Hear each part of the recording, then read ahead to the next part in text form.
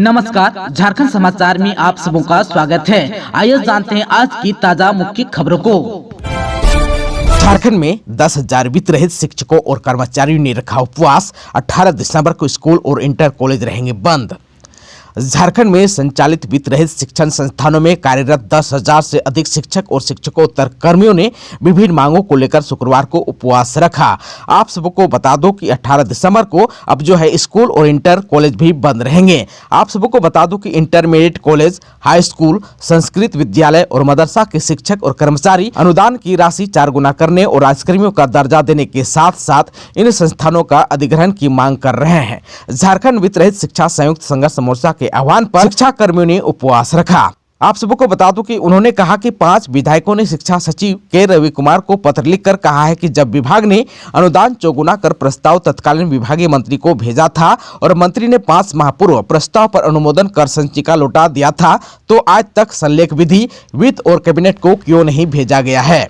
आप सबको बता दूं कि अनुदान नियमावली 2004 एवं संशोधित नियमावली 2015 के प्रस्ताव में संशोधन कर अनुदान की राशि चौगुना करने का मंत्री ने अनुमोदन किया था। इसके बाद डिग्री कॉलेजों के चौगुना अनुदान की अधिसूचना जारी हो गई, लेकिन स्कूल और इंटर कॉलेजों के मामले में अधिसूचना अब तक जारी नहीं की गई है। आप सबको बता दें कि गुरुवार को मोर्चा की बैठक कुंदन कुमार सिंह की अध्यक्षता में हुई, जिसमें 18 दिसंबर के शैक्षणिक हड़ताल और 19 दिसंबर को विधानसभा के समक्ष महाधरना को सफल बनाने की रणनीति तैयार की गई है।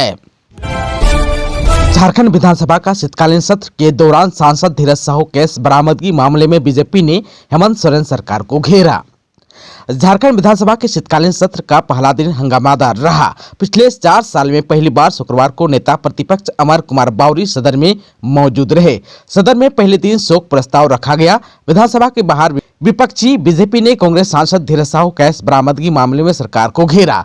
धीरज साहू को गिरफ्तार करने और पूरे मामले की सीबीआई जांच की मांग करते हुए तख्तियां हाथों में लिए बीजेपी विधायकों ने विधानसभा के बाहर प्रदर्शन किया। इससे पूर्व संसद भवन की सुरक्षा में चूक मामले को देखते हुए विधानसभा में सुरक्षा के कड़े इंतजाम किए गए थे।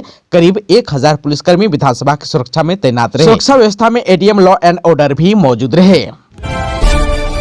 ट्रैक, मैट्रिक और इंटर की परीक्षा नहीं होगी ओएमआर सीट पर, पूछे जाएंगे इतने अंक के बहुविकल्पीय प्रश्न। राज्य में अब मैट्रिक और इंटर की परीक्षा ओएमआर सीट पर नहीं होगी। परीक्षा अब केवल उत्तर पुस्तिका पर ही ली जाएगी। इस आज के प्रस्ताव को शुक्रवार को झारखंड एकेडमिक काउंसिल बोर्ड की स्वीकृति मिल गई है। बोर्ड की बैठक जैक अध्यक्ष डॉक्टर अनिल कुमार महतो की अध्यक्षता में हुई। मैट्रिक और इंटर में अब तक 40 अंक की परीक्षा ओएमआर सीट पर होती थी। अब परीक्षा केवल उत्तर पुस्तिका पर ही होगी। पूर्व में ओएमआर सीट और उत्तर पुस्तिका पर परीक्षा अलग अलग होती थी। दोनों के लिए समय का निर्धारण भी अलग अलग किया गया था। अब इस प्रावधान को समाप्त कर दिया गया है। अब दोनों परीक्षा का समय एक साथ निर्धारित कर दिया गया है। परीक्षार्थियों का प्रश्न पत्र पढ़ने के लिए 15 मिनट का अतिरिक्त समय दिया जाएगा। बोर्ड में लिए गए निर्णय के अनुरूप जैक द्वारा परीक्षा को लेकर जल्द ही दिशा निर्देश भी जारी किया जाएगा। वर्ष 2024 की परीक्षा में 30 अंक के बहुविकल्पीय प्रश्न पूछे जाएंगे। बोर्ड की बैठक में जैक उपाध्यक्ष डॉक्टर विनोद सिंह, माध्यमिक शिक्षा निदेशक सुनील कुमार, जेसीईआरटी निदेशक किरण कुमार पासी, जैक सचिव एसडी तिग्गा समेत अन्य सदस्य उपस्थित थे। 11वीं जेपीएससी का रास्ता साफ, जाने अधिकतम उम्र सीमा का क्या है नया फॉर्मूला। झारखंड लोक सेवा आयोग यानी कि जेपीएससी द्वारा आयोजित असैनिक संयुक्त परीक्षा यानी कि सिविल सेवा के लिए संशोधित नियमावली को शुक्रवार को कैबिनेट से स्वीकृति मिल गई है। एल ख्यांगेती की अध्यक्षता में बनी कमेटी की रिपोर्ट के आधार पर सिविल सेवा परीक्षा नियमावली 2021 में कई बिंदुओं पर संशोधन किया गया है। नियमावली को स्वीकृति मिलने से 11वीं सिविल सेवा परीक्षा का रास्ता साफ हो गया है। संशोधित नियमावली के तहत अब सिविल सेवा परीक्षा के लिए अभ्यर्थियों की आयु न्यूनतम 21 वर्ष तथा विज्ञापन वर्ष के 1 अगस्त को अधिकतम 35 वर्ष होनी चाहिए। सिमडेगा में आज से शुरू हो रहा है ऐतिहासिक मेला। 110 साल पुराना है इतिहास। सिमडेगा के सदर प्रखंड के तमाड़ गांव का सबसे प्राचीन ऐतिहासिक 2 दिवसीय जतरा मेला महोत्सव 16 दिसंबर से शुरू हो रहा है। मेले की सभी तैयारियां भी पूरी कर ली गई है। यहां पर दूर दूर से खेल तमाशे, बच्चों के लिए मनोरंजन के साधन समेत विभिन्न प्रकार की दुकानें भी सज चुकी है। 16 दिसंबर को यानी कि आज विधिवत पाहन धर्मनाथ खड़िया ग्राम देवी की पूजा करने के बाद विधि विधान से मेला की शुरुआत की जाएगी। तमाड़ जतरा मेला का इतिहास 110 साल पुराना है। 1913 में गांव के ही जगेश्वर सिंह, महावीर साव, रामलाल साव, शिवलाल साव, बबन श्रीवास्तव, दुर्गा साव, फिरूर लोहरा समेत अन्य लोगों ने क्षेत्र में अच्छी फसल होने और लोगों को संगठित और एक सूत्र में बांधने का प्रयास को लेकर मेला का आयोजन किया गया था। झारखंड कैबिनेट की बैठक में जमशेदपुर औद्योगिक नगरी के गठन को मंजूरी, 23 प्रस्ताव पर लगी मुहर। सीएम हेमंत सोरेन की अध्यक्षता में झारखंड मंत्रालय में शुक्रवार को कैबिनेट यानी कि मंत्रिपरिषद की बैठक हुई। इसमें कई महत्वपूर्ण निर्णय लिए गए। झारखंड कैबिनेट की बैठक में 23 प्रस्ताव पर मुहर लगी। जमशेदपुर औद्योगिक नगरी के गठन की स्वीकृति भी दी गई। इसके साथ ही झारखंड औद्योगिक एवं निवेश प्रोत्साहन नीति 2021 में आंशिक संशोधन की स्वीकृति दी गई। झारखंड पदों एवं सेवाओं की रिक्तियों में आरक्षण अधिनियम 2001 में संशोधन हेतु विधेयक 2023 की भी स्वीकृति दी गई। झारखंड की आईटी डाटा सेंटर एवं बीपीओ इन्वेस्टमेंट प्रमोशन पॉलिसी 2023 के निर्धारण की घटनोत्तर स्वीकृति भी दी गई। राज्य अंतर्गत नियोजन पदाधिकारी के पद हेतु स्वीकृत वेतनमान एवं ग्रेड पे का संशोधन की भी स्वीकृति दी गई। इसके साथ ही डिपॉजिट बेसिक्स पर राज्य सरकार द्वारा कतारी बागान में नामकुम रांची स्टेशन के बीच 416.770 किलोमीटर में मानंद LIC नंबर MH 27 के स्थान पर पथ ऊपरी पुल के निर्माण कार्य के लिए 44,80,82,200 रुपए की प्रशासनिक स्वीकृति दी गई। बोकारो जिले में 500 शैय्या वाले नए मेडिकल कॉलेज एवं अस्पताल के निर्माण के लिए 6,88,49,42,200 रुपए की प्रशासनिक स्वीकृति दी गई। झारखंड में जेएसएससी की तारीख पे तारीख से नाराज छात्रों का विरोध प्रदर्शन, आत्मदाह की कोशिश करने वाला छात्र हिरासत में। जेएसएससी यानी कि झारखंड कर्मचारी चयन आयोग के खिलाफ झारखंड के छात्रों का गुस्सा 7वें आसमान पर था। बड़ी संख्या में छात्र शुक्रवार को रांची के नामकुम स्थित जेएसएससी ऑफिस के बाहर प्रदर्शन करने पहुंचे। इस दौरान सुरक्षा के कड़े इंतजाम थे। जेएसएससी की कार्यशैली से नाराज छात्रों ने जेएसएससी हाय हाय के नारे लगाए। पूरे राज्य से बड़ी संख्या में छात्र विरोध प्रदर्शन करने पहुंचे थे। इस दौरान एक छात्र ने आत्मदाह करने का भी प्रयास किया। हालांकि पुलिस ने तत्काल उसे हिरासत में ले लिया। आक्रोशित छात्रों का आरोप था कि जेएसएससी की नाकामी के कारण 8 साल बाद भी एक भी परीक्षा का आयोजन नहीं हो पा रहा है। झारखंड सामान्य स्नातक योग्यताधारी संयुक्त प्रतियोगिता परीक्षा 2023 पिछले 8 वर्षों से आयोजित हो रही है, लेकिन बार बार परीक्षा स्थगित कर नई तारीखों की घोषणा कर दी जा रही है। अब नई तारीख 21 और 28 जनवरी घोषित की गई है। छात्रों की माने तो ये भी परीक्षा आयोजित नहीं हो सकेगी, क्योंकि दूसरी परीक्षा के कारण इसे भी टालना पड़ेगा। झारखंड स्टेट स्टूडेंट यूनियन के बैनर तले जेएसएससी कार्यालय का घेराव किया गया। इसमें छात्र नेता देवेंद्र नाथ महतो, मनोज यादव समेत अन्य छात्र शामिल थे। उग्रवादी और नक्सलियों के खिलाफ झारखंड में एनआई की रेड।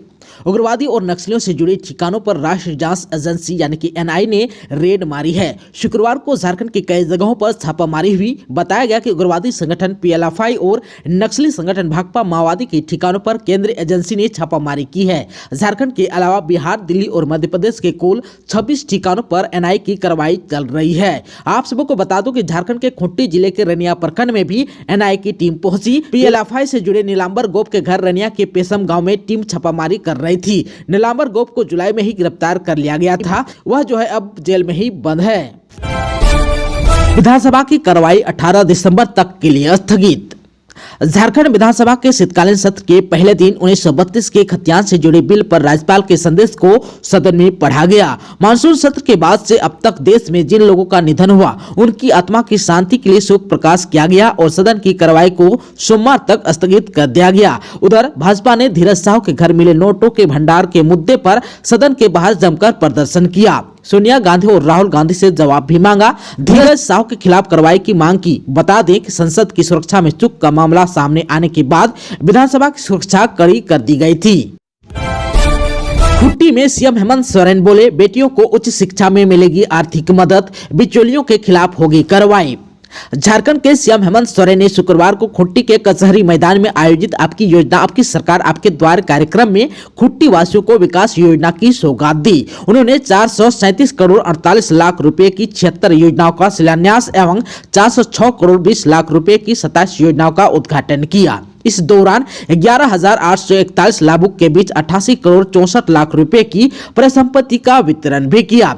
किसान क्रेडिट कार्ड से 4,737 एवं मुख्यमंत्री रोजगार सृजन योजना से 15 समेत अन्य योजनाओं से लाभुकों को आच्छादित किया गया। सीएम हेमंत सोरेन ने कहा कि बेटियों को उच्च शिक्षा के लिए आर्थिक सहयोग देंगे। अब परिवार की सभी बेटियों को सावित्रीबाई फुले किशोरी समृद्धि योजना का लाभ मिलेगा। वहीं 12वीं के बाद भी उच्च शिक्षा में सरकार झारखंड की बेटियों को आर्थिक सहयोग करेगी। बेटियां सिर्फ डिग्री नहीं लेगी बल्कि इससे आगे इंजीनियर, डॉक्टर, लॉ आदि समेत अन्य उच्च शिक्षा की ओर भी अग्रसर हो सकेंगे। राज्य सरकार यहाँ के छात्र छात्राओं को गुरुजी स्टूडेंट क्रेडिट कार्ड योजना के तहत आर्थिक मदद करेगी। बिचौलियों के खिलाफ कार्रवाई की जाएगी। उन्होंने कहा कि पूर्व में समस्याओं को दूर करने के प्रति संवेदनशीलता नहीं दिखाई गई। हेमंत सोरेन ने कहा कि वर्ष 2020 से पहले आखिर ऐसा क्या कार्य हुआ था कि पिछले 2 चरणों में हमें समस्याओं के लाखों आवेदन प्राप्त हुए। बुजुर्गों, दिव्यांगों, छात्र छात्राओं, युवाओं, महिलाओं सभी की अपनी अपनी समस्या थी। इससे प्रतीत हुआ कि पूर्व में प्रखंड में कार्यरत पदाधिकारी और कर्मी एवं जिला मुख्यालय में कार्यरत अधिकारियों और कर्मियों ने कभी गांव पंचायत का रुख नहीं किया और न ही पूर्व में इन समस्याओं को दूर करने की प्रति संवेदनशीलता दिखाई गई। यही वजह है कि सरकार आपके द्वार कार्यक्रम में बड़ी संख्या में लोगों की समस्याओं का समाधान हो रहा है और लोग इससे बेहद खुश भी हैं। इस अवसर पर मंत्री आलमगीर आलम, मंत्री सत्यानंद भोक्ता, मुख्यमंत्री के प्रधान सचिव वंदना दादेल, उपायुक्त खुंटी सहित अन्य पदाधिकारी, लाभुक, स्कूली छात्र छात्राएं एवं लोग बड़ी संख्या में उपस्थित थे। 100 बसों से शुरू होगी मुख्यमंत्री ग्राम गाड़ी योजना, परिवहन विभाग की है ये तैयारी। मुख्यमंत्री ग्राम गाड़ी योजना का शुभारंभ झारखंड में 100 बसों से होगा। इसकी तिथि फिलहाल तय नहीं हुई है। अभी तक परिवहन विभाग को विभिन्न जिलों से योजना के तहत 77 नई बसों का प्रस्ताव मिला है। शेष 23 बसों का प्रस्ताव मिलते ही इस योजना का विधिवत शुभारंभ होगा। इससे पूर्व विभिन्न जिलों में 25 से 35 रूटों का नोटिफिकेशन विभाग जारी करेगा। जो 100 बसें शुरुआत में चलेगी उनका परमिट, फिटनेस और रोड टैक्स की प्रक्रिया विभाग के स्तर पर पूरा किया जाएगा। इसकी कवायद परिवहन विभाग ने शुरू भी कर दी है। राजधानी में नए साल पर शराब पीकर हुड़दंग मचाने वालों की खैर नहीं। झारखंड की राजधानी रांची में न्यू ईयर के अवसर पर शराब पीकर सड़कों पर हुड़दंग मचाने वालों की खैर नहीं। ऐसे लोगों पर नकेल कसने की तैयारी रांची पुलिस ने कर ली है। इनके खिलाफ सख्त कार्रवाई के आदेश भी दे दिए गए हैं। सड़क हादसे पर ब्रेक लगाने के लिए रांची ट्रैफिक पुलिस की ओर से सभी पिकनिक स्पॉट के साथ साथ जश्न वाले इलाकों में ड्रंक एंड ड्राइव चलाने का निर्देश दिया गया है। पिकनिक स्पॉट के पास चेक पोस्ट भी बनाया जाएगा। वहां ब्रेथ एनालाइजर से जांच होगी। 22 दिसंबर से लेकर 15 फरवरी तक ट्रैफिक जवान ब्रेथ एनालाइजर के साथ ड्यूटी पर तैनात रहेंगे। ट्रैफिक एसपी कुमार गौरव के मुताबिक ड्रंक एंड ड्राइव को रोकने के लिए पिकनिक स्पॉट के बाहर चेक पोस्ट बनाकर ब्रेथ एनालाइजर से चेकिंग की जाएगी। शहरी क्षेत्र में भी ड्रंक एंड ड्राइव को लेकर विशेष अभियान चलाया जाएगा। खलारी में हथियारबंद लोगों ने डंपर में लगाई आग। पुलिस से बोला चालक, शॉर्ट सर्किट से लगी आग। झारखंड की राजधानी रांची के खलारी में हथियारबंद लोगों ने गुरुवार देर रात एक डंपर को जला दिया। घटना गुरुवार रात 1 से 1:30 बजे के बीच जहली टाड़ बड़की टाड़ के बीच ट्रांसपोर्टिंग रोड में हुई। डंपर जो है राय निवासी अरुण सोनी का है। सूत्रों से मिली जानकारी के अनुसार 10 से 12 लोग खलारी सीमेंट फैक्ट्री परिसर में कोयला अनलोड कर वापस पुरानाडीह जा रहे डंपर को जहली टाड़ के निकट सड़क पर ही रोक लिए। उनमें से कई के पास पिस्टल था। चालक को डंपर से नीचे उतारा और डंपर में आग लगा दी। चालक को करीब 100 मीटर तक पैदल साथ ले गए, फिर वहीं छोड़ दिया। इस दौरान 2 बार हवाई फायरिंग भी की। डंपर जेपी बिना थर्मल पावर प्लांट के लिए पुरानाडीह से कोयला ढुलाई में लगा था। घटना की सूचना मिलने पर खलारी थाना पुलिस वहां पहुंची और जानकारी ली। बाद में केंद्रीय औद्योगिक सुरक्षा बल के अधिकारी जवानों के साथ घटनास्थल पर पहुंचे। सीआईएसएफ के अधिकारी ने भी पूरे घटनाक्रम की जानकारी ली। डंपर चालक विश्वनाथ महतो ने पुलिस को बताया कि आग शॉर्ट सर्किट से लगी है। आप सबको बता दूं कि पिछले कुछ दिनों से उग्रवादी संगठन टीएसपीसी की ओर से कोयला व्यवसायियों को व्हाट्सएप पर मैसेज भेजकर लेवी की मांग की जा रही है। इस घटना को उस धमकी से ही जोड़कर देखा जा रहा है। झारखंड में हुई इस घटना की जांच में पुलिस जुट गई है। झारखंड के नागपुरी गायक डेविड मिंज की लाठी डंडे से पीटकर हत्या, 3 आरोपी हुआ अरेस्ट। ये है गंभीर आरोप।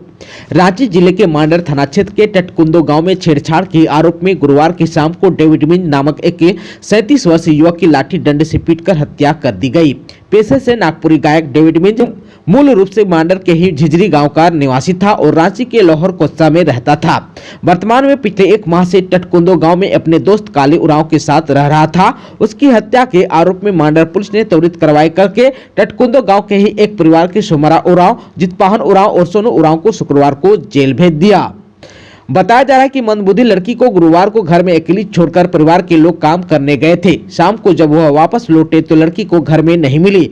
गांव में उसे ढूंढने के क्रम में किसी ने बताया कि लड़की को डेविड मिंज के साथ देखा गया था। शुरू में पूछने पर डेविड मिंज ने लड़की के संबंध में परिवार के लोगों को कुछ नहीं बताया, लेकिन जब उससे सख्ती की गई तो उससे मिली जानकारी के आधार पर लड़की को शाम करीब 6 बजे गाँव के निकट ही इस पथरा से बरामद कर लिया। लड़की के परिवार के लोग डेविड मिंज को पकड़ गांव के बीच में ले आए और सामूहिक रूप से लाठी डंडे से मारकर उसे गंभीर रूप से घायल कर दिया। सूचना मिलने पर मौके पर पहुंची मांडर पुलिस डेविड मिंज को घायला अवस्था में लेकर रेफरल अस्पताल पहुंची, जहां पर प्राथमिक उपचार के बाद उसे रिम्स रेफर कर दिया गया। रिम्स में ही इलाज के क्रम में रात करीब 11 बजे डेविड मिंज की मौत हो गई। नए साल में चतरा में ही फिल्म फेस्टिवल का आयोजन क्यों कर रही है फिल्मकार संध्या लकड़ा, आइए जानते हैं। झारखंड के चतरा जिले में 2 दिवसीय फिल्म फेस्टिवल का आयोजन किया जा रहा है। नए साल में 9 और 10 जनवरी 2024 को फिल्म फेस्टिवल का आयोजन किया जाएगा। फिल्मकार संध्या लकड़ा की ओर से इसका आयोजन किया जा रहा है। वह बताती है कि इसका मुख्य उद्देश्य बच्चों और युवाओं में फोटो और वीडियो के माध्यम से जागरूकता लाना है। इस फिल्म फेस्टिवल में शिक्षा, पर्यावरण संरक्षण, स्वरोजगार, भारत का भविष्य, जैविक खेती, ग्रामीण विकास एवं आदिवासी समुदाय पर आधारित फिल्में दिखाई जाएंगी, ताकि चतरा के स्थानीय लोगों को जागरूक किया जा सके। फिल्म फेस्टिवल में झारखंड और अन्य राज्यों के विख्यात एवं युवा फिल्मकारों की फिल्में दिखाई जाएंगी। आपको बता दें कि ट्राइबल फिल्मकार संध्या लकड़ा चतरा जिले के सिद्दीक पंचायत के संघरी गाँव के रहने वाली है, जो है अपने जिले में ही फिल्म फेस्टिवल का आयोजन कर रही है। दोस्तों, अभी तक आपने चैनल को सब्सक्राइब नहीं किया है तो प्लीज चैनल को सब्सक्राइब कर बेल आइकन को प्रेस कर दीजिएगा, ताकि खबरों का अपडेट आपको मिलता रहेगा। इसके साथ ही आज के खबरों में बस इतना ही। हमें दीजिए इजाजत। नमस्कार।